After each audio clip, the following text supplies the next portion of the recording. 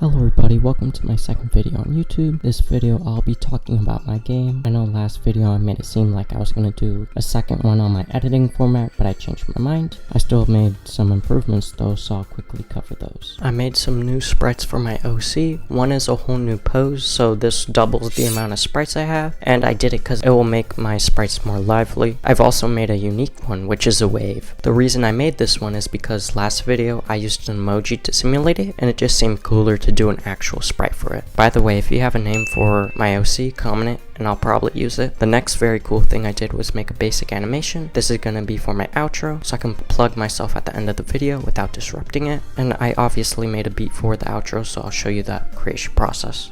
Last video, the DAW I used was LMMS, but now I'm using Bitwig Studio because I just heard it's better. Now for the outro music, I wanted to make it like a lo-fi beat, but the album cover I made for it doesn't fit that vibe. I was also experimenting before recording, so I'll show you what I got.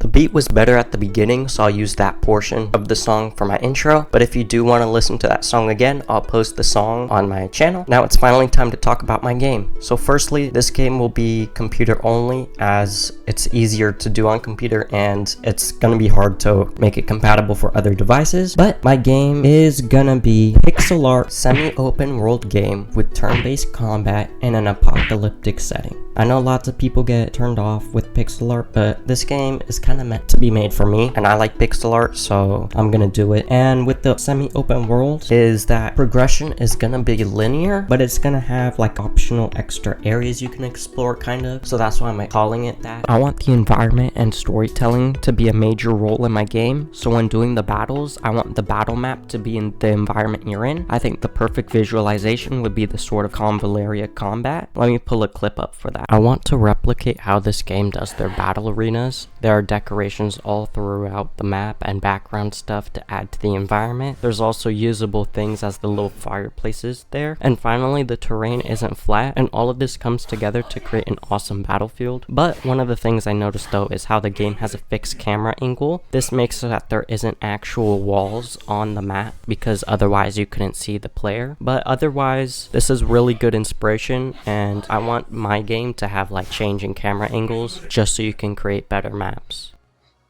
それでいい。はあ。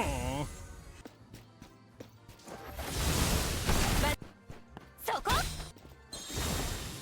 せろ。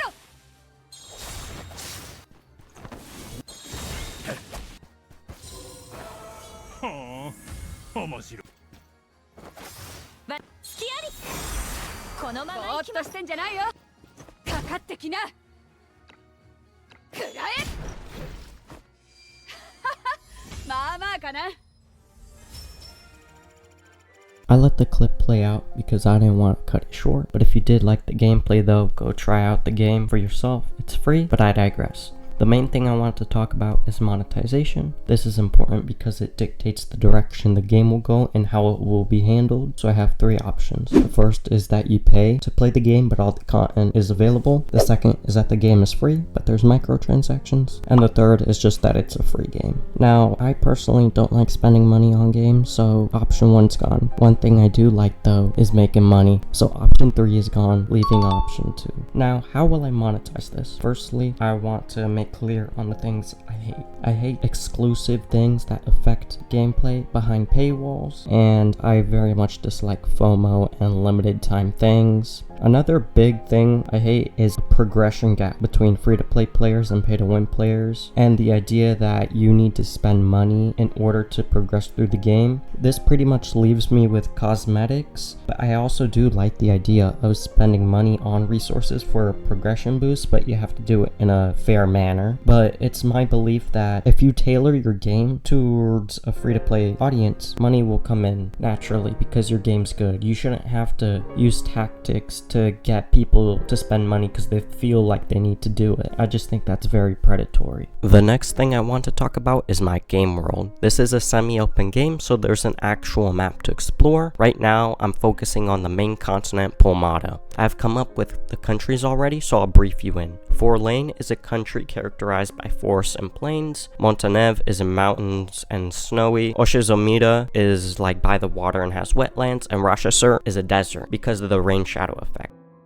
Right now I'm mapping the borders of each country.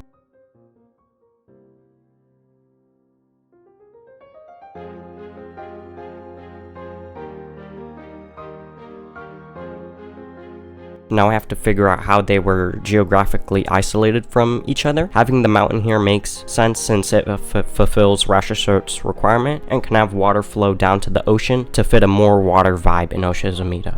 I'm redoing some of the borders to give Oshizomita more land.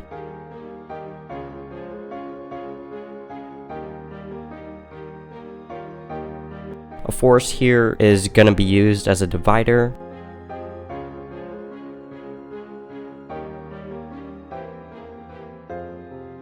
Coloring in the desert, adding the mountains, and creating a wetlands to fulfill the vibe for each place.